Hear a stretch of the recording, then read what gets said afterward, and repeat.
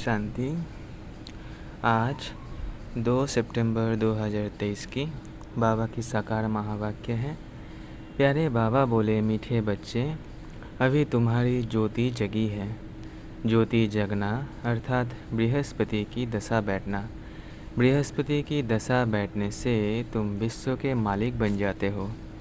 प्रश्न: सतयुग में हर घर की विशेषता क्या होगी?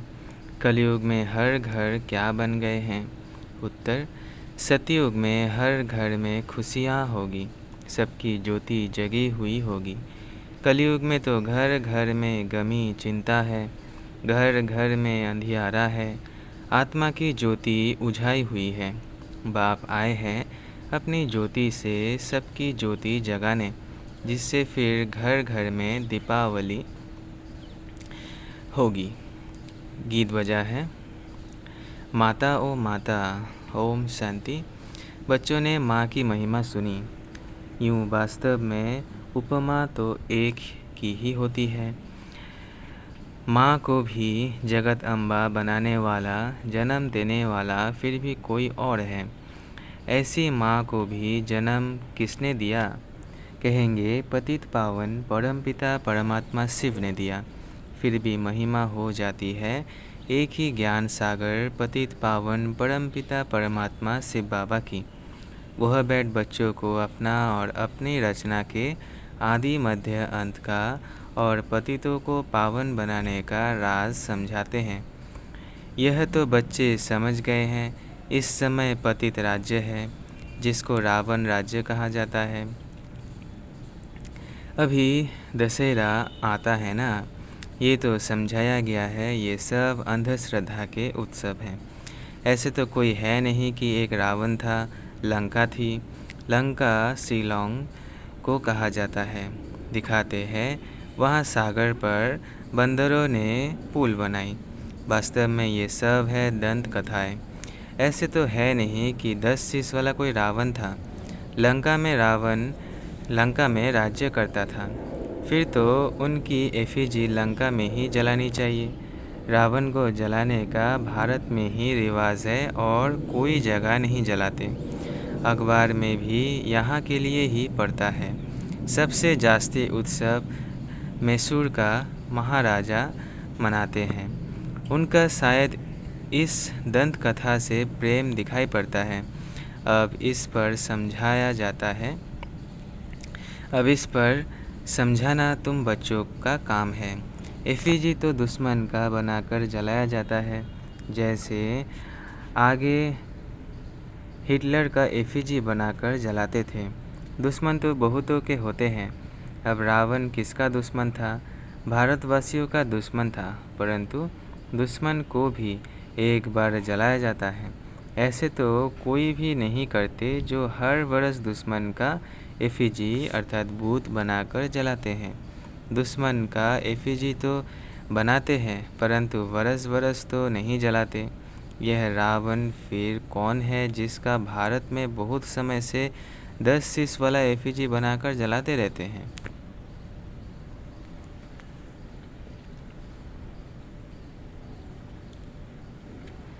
यह दुश्मन कब से हुआ है जो मरता ही नहीं? आखिर ख़त्म होगा या सदैव रहेगा ही? तुम बच्चे जानते हो भारत ही पवित्र था, फिर भारत को ही रावण ने अपवित्र बनाया है। अभी रावण राज्य है। अगर लंका का राजा था तो रानी भी होगी। तुम तो यह बातें मानेंगे नहीं। रावण अभी तक जीता है वह क्या? रावण अभी तक जीता है वह क्या? कुछ भी समझते नहीं। जीता है फिर उनकी एफिजी बनाकर जलाते रहते। एक बार जलाया फिर क्या हुआ? हर वर्ष जलाते रहते हैं। तो तुम बच्चों को समझाना चाहिए। कमेटी के बड़े जो बनते हैं, जैसे मैसूर का महाराजा है, वो बहुत मनाते हैं। फॉरेनर्स को भी देखने के लिए बुलाते हैं। समझेंगे शायद ऐसा हुआ होगा, परंतु ऐसा तो कभी हुआ नहीं है। नाटक बना देते हैं। रावण का भी नाटक बनाते हैं। तो इस रावण की बात पर समझाना है। बड़ी ज़बरदस्त बात है। अभी तुम रावण पर राज्य, अभी तुम रावण राज्य में बैठे हो। पतित दुनिया को ही रावण राज्य कहा जाता है। अभी राम राज्य और रावण राज्य का राज तुमको समझाया गया है। रावण 5 विकारों को कहा जाता है और कोई नहीं है। तुम समझ गए हो। रावण का राज्य अभी भारत में है। भारत में ही दशहरा, दीपमाला आदि मनाते हैं। तो समझाना पड़े, अगर रावण जीता है तो रावण राज्य ठहराना। रावण है पतित बनाने वाला। तुम जानते हो 5 विकार जो कि इस समय सर्वव्यापी है, उनको ही रावण कहा जाता है। रावण के चित्र तो आगे दशहरे में निकले थे। इसमें तिथि तारीख भी डालनी पड़े। इस समय पतित का विनाश और पावन की स्थापना होती है। इस पतित से पावन बन रहे हो। तुम पतित से पावन बन रहे हो। पावन बन जाएंगे, फिर रावण संप्रदाय को आग लगेगी। रावण खत्म हो जाएगा, फिर सतयुग में कोई एफिजी नहीं बनानी पड़ेगी। सब पावन बन जाएंगे। आत्मा में सतो प्रधानता की जब ताकत थी तब जगती ज्योत थी। पतित बनने से वो ज्योत उझा गई है। आत्मा ही पतित बनी है।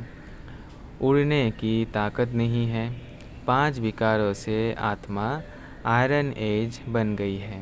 ये ज़रूर समझाना है। आत्मा को जागृत करने वाला एक बाप है। यह तो सब कहते हैं ज्योति स्वरूप परमपिता परमात्मा आएगा। अब ज्योति स्वरूप तो तुम आत्मा भी हो। परमपिता परमात्मा भी ज्योति स्वरूप है। तुम्हारी आत्मा की ज्योति बुझ गई है। बाकी जाकर जरा सी रही है। मनुष्य मरते हैं तो रात दिन उनका दीवा जलाते हैं। दीवे की बहुत संभाल करते हैं। घृत खत्म हो जाता है, फिर और डालते हैं। आत्माओं का भी ऐसे है। बाप आकर सबकी ज्ञान से ज्योति जगाते हैं। ज्योति जगी हुई कितना समय चलती है? वो तो रात को जलाते हैं, फिर घृत डालते जाते हैं। तुम्हारी अब ज्योति जग रही है, जो जगते जगते फिर जग ही जाएगी। ज्योति बुझने में 5000 वर्ष लगता है, फिर बाप आकर घृत डालते हैं। तुम्हारी अब ज्योति जगी है, फिर धीरे धीरे कला कम होती जाएगी। ज्योति उझाई जाएगी। तुम जानते हो अभी हमारी ज्योति जगती है, फिर सतयुग में घर घर में सोजरा होगा। भारत की ही बात है। अभी तो घर घर में अंधियारा है, खुशी है नहीं। तुम जानते हो सतयुग त्रेता में हम बहुत खुश थे और खुशी मनाते थे। सभी की ज्योति जगी हुई रहती है, फिर थोड़ी थोड़ी कमती होती जाती है। इस समय तो बिल्कुल उझाई हुई है, खाद पड़ी हुई है। बाप आकर फिर ज्ञान का घृत डालते हैं, जिससे तुम फिर जगती ज्योत बन जाते हो। तुम्हारे ज्ञान चक्षु खुल जाते हैं। तुम जानते हो अभी हमारी सारी काया खलास हो गई है। अभी तुम जानते हो हमारी सारी काया खलास हो गई है। राहु का ग्रहण लग गया है। तुमको काला होने में कितना समय लगता है? शुरू से लेकर थोड़ा थोड़ा होते फिर माया का प्रवेश होने से ही बहुत काले बन जाते हैं। अभी तुम्हारे ऊपर राहु की दशा है। सबसे कड़ी है राहु की दशा। अभी फिर बृहस्पति की दशा बैठती है, क्योंकि अभी विश्व का मालिक बनने के लिए तुम बृहस्पति गुरु द्वारा पुरुषार्थ कर रहे हो। वह है अविनाशी गुरु। किसका? अविनाशी आत्माओं का। वह मनुष्य लोग आत्माओं का गुरु नहीं बनते हैं, वो मनुष्यों का गुरु बनते हैं। अभी बाप तुम्हारी आत्माओं का गुरु आकर बने हैं। बृहस्पति परमपिता परमात्मा है। तुम समझते हो अब हमारे ऊपर बृहस्पति की दशा है। स्वर्ग के मालिक तो बनेंगे। अविनाशी सुख रहता है, परंतु उसके लिए पुरुषार्थ अब करना है कि हम सुखधाम के महाराजा महारानी बने। पुरुषार्थ तो हर एक का अपना चलता है। यह है रुद्र शिव की पाठशाला, वह है ज्ञान सागर, तुम उनकी पाठशाला में पढ़ रहे हो। भगवान उवाच, मैं तुमको राजयोग सिखलाता हूँ। अविनाशी आत्माओं का अविनाशी बाप मैं हूँ। हर एक है जिस्मानी बाप, एक है रूहानी बाप। दोनों कॉन्ट्रास्ट भी बताना है। रूहानी बाप कब मिलते हैं? जिसको भक्ति मार्ग में सभी रूहें याद करती है। जिस्मानी बाप तो है विनाशी, आत्माएं तो विनाशी नहीं होती है। तुम जानते हो हमारा जो लौकिक बाप है वो तो जन्म बाई जन्म हम बदलते आए। बाप बिगड़ तो बच्चे का जन्म तो नहीं सकता, बाप बिगड़ तो बच्चे का जन्म हो नहीं सकता। तुम बच्चों को अब विशाल बुद्धि मिली है। तुम समझ सकते हो कि कब से हम दो बाप वाले बनते हैं। सतयुग में तो एक ही लौकिक बाप होता है, उनको ही याद करते हैं। आत्माओं को उस रूहानी बाप को याद करने की दरकार नहीं रहती। आत्माओं को सतयुग में तो एक ही लौकिक बाप होता है, वहाँ शरीर भी गोड़ा मिलता है। प्रारब्ध भोगते हैं ना, इसलिए वहाँ बाप को याद नहीं करते। तो तुमको यह समझाना है, भक्ति मार्ग में एक है विनाशी लौकिक बाप, वह तो हर जन्म में दूसरा मिलता है। तुम आत्मा तो अविनाशी हो, अविनाशी बाप को याद करती हो। कहते भी है परमपिता परमात्मा परम धाम में रहने वाला पिता। लौकिक पिता को कभी परमपिता नहीं कहेंगे। यह दो बाप का राज समझाना बहुत ज़रूरी है। रावण का राज भी समझाना है। रावण राज्य अर्थात पतित राज्य अभी है, इसलिए पतित पावन बाप को बुला रहे हैं। वह अविनाशी बाप है। दो बाप ज़रूर सिद्ध करने हैं। आत्माओं का भी बाप है, इसलिए पारलौकिक परमपिता परमात्मा को याद करते हैं। हर जन्म में लौकिक बाप और मिलता है, फिर भी उस रूहानी बाप को ज़रूर याद करते हैं। वो कभी बदलता नहीं। बाप भी कहते हैं बरोबर तुम मुझे याद करते थे। हे परमपिता परमात्मा, कब तक तुमको याद करना है? फिर बाप कब मिलता है यह तुम अभी जान गए हो। जब भक्ति का अंत होता है तब भक्तों को फल देने बाप आते हैं। बाप ने समझाया है, सभी भक्तों का मुक्ति जीवन मुक्ति देता हूँ। सभी भक्तों को मुक्ति जीवन मुक्ति देता हूँ। तुम जानते हो सतयुग में एक ही धर्म होता है, उसको वननेस कहेंगे। कहते हैं सभी मिलकर एक हो जाए, परंतु सभी धर्म तो एक हो नहीं सकते। जब एक राज्य हो जाता है तो पवित्रता सुख शांति रहती है। भारत में राम राज्य था ज़रूर, अभी यह रावण राज्य है, इसलिए रावण को जलाते रहते हैं। तो दो बाप का राज समझाने से झट समझ जाएंगे। अविनाशी बाप तो ज़रूर है, नई दुनिया रचने वाला बाप ही है। नई दुनिया में बरोबर देवी देवता ही थे, फिर वही दुनिया नई से पुरानी होती है। नई दुनिया में कितने जन्म लेते, पुरानी दुनिया में कितने जन्म लेते, ये तुम जानते हो। ऐसे भी नहीं कि 84 जन्मों का आधा होने चाहिए।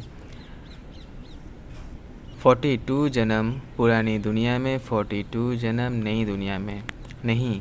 भारतवासियों की आयु पहले 100 वर्ष 125 वर्ष थी, अभी तो 40-50 वर्ष भी मुश्किल चलती है, तो आधा आधा हो न सके। 84 जन्मों का हिसाब तो चाहिए ना। बाप कहते हैं तुम्हारा 84 जन्मों का चक्र अब पूरा हुआ, तुम नहीं जानते हो, हम समझाते हैं। 84 जन्मों का राज सिवाय परमपिता परमात्मा के और कोई समझा ना सके। तुम बाप से सुनकर खुश होते हो और फिर नई दुनिया के लिए पुरुषार्थ करते हो। अब यह बच्चों को सिद्ध कर बताना है कि हम अभी बेहद के पारलौकिक बाप से बेहद का वर्षा ले रहे हैं। वो बाप आते ही तब है जब स्वर्ग की स्थापना करते हैं। उनको कहा ही जाता है हेवनली गॉडफादर। जब नए घर की स्थापना होती है तब पुराने घर को तोड़ा जाता है।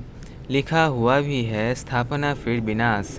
स्थापना जब पूरी हो जाएगी तब विनाश होगा।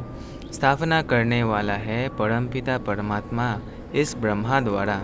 यह भी बाबा ने समझाया है। सूक्ष्म वतनवासी को तो प्रजापिता नहीं कहेंगे, वहाँ प्रजा होती नहीं, तो ज़रूर प्रजापिता ब्रह्मा यहाँ होगा।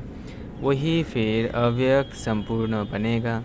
वह तो है अव्यक्त, ज़रूर व्यक्त भी चाहिए जो फिर अव्यक्त होना है। दोनों अभी दिखाई पड़ते हैं। प्रजापिता ब्रह्मा यहाँ भी है, सूक्ष्म वतन में भी है। प्रजापिता तो यहाँ चाहिए, ज़रूर प्रजापिता ब्रह्मा के बच्चे भी यहाँ ही है। प्रदर्शनी में दो बाप का राज समझाना है। कायदा तो है, एक एक को अलग अलग समझाया जाता है। अब वहाँ किसको कैसे समझाएंगे? समझाने के लिए तो एकांत चाहिए। वहाँ तो बहुत हंगामा होता है। यहाँ तो तुमको एक डेढ़ घंटा लग जाता है समझाने में। वहाँ इतनी भीड़ में तो समझाना बड़ा मुश्किल हो जाएगा। अनेक प्रकार के धर्म वाले हैं, कोई क्या कहेंगे, कोई क्या, चुप कर तो बैठेंगे नहीं। तुम सुनाएंगे एक लौकिक जिस्मानी बाप है, दूसरा पारलौकिक रूहानी बाप है। वह है परमपिता परमात्मा। अब ब्रह्मा द्वारा स्थापना कर रहे हैं स्वर्ग की। नरक का विनाश भी सामने खड़ा है। महाभारी लड़ाई है ना। बरोबर यह राजयोग भी है। राजाई प्राप्त करने की गीता पाठशाला है। भगवानुवाच सभी को दो बाप हैं। श्री कृष्ण को सभी आत्माओं का बाप नहीं कहेंगे। आत्माओं का बाप परमपिता परमात्मा कहते हैं कि मामेकम याद करो। अच्छा, मीठे मीठे सिकिलधे बच्चों प्रति माता पिता बाप दादा का याद प्यार और गुड मॉर्निंग। रूहानी बाप की रूहानी बच्चों को नमस्ते। हम रूहानी बच्चों की रूहानी बाप दादा को याद प्यार गुड मॉर्निंग और नमस्ते नमस्ते नमस्ते। शुक्रिया बाबा, शुक्रिया। धारणा के लिए मुख्य सार पहला है, स्वयं में ज्ञान का घृत डालते सदा जगती ज्योत रहना है। बाप की याद में रहे राहु का ग्रहण उतार देना है। दूसरा है, रूहानी और जिस्मानी दो बाप हैं। यह पहचान हर एक को देकर बेहद के वर्षे का अधिकारी बनाना है। वरदान है, प्रवृत्ति में रहते एक बाप के साथ कॉम्बाइंड रहने वाले देह के संबंधों से निवृत्त भव। प्रवृत्ति में रहते एक बाप के साथ कॉम्बाइंड रहने वाले देह के संबंधों से निवृत्त भव। प्रवृत्ति में अगर पवित्र प्रवृत्ति का पाठ बजाना है तो देह के संबंधों से निवृत्त रहो। मैं पुरुष हूँ, यह स्त्री है, ये भान स्वप्न में भी नहीं आना चाहिए। आत्मा भाई भाई है तो स्त्री पुरुष कहाँ से आए? युगल तो आप और बाप हो। यह तो निमित्त मात्र सेवा अर्थ है, बाकी कंबाइंड रूप में आप और बाप हो। ऐसा समझकर चलो, तब कहेंगे हिम्मतवान विजयी आत्मा। स्लोगन, सदा संतुष्ट और सदा खुश रहने वाले ही खुशनसीब तीव्र पुरुषार्थी हैं। सदा संतुष्ट और सदा खुश रहने वाले ही खुशनसीब तीव्र पुरुषार्थी हैं। अच्छा, ओम शांति, ओम शांति, ओम शांति।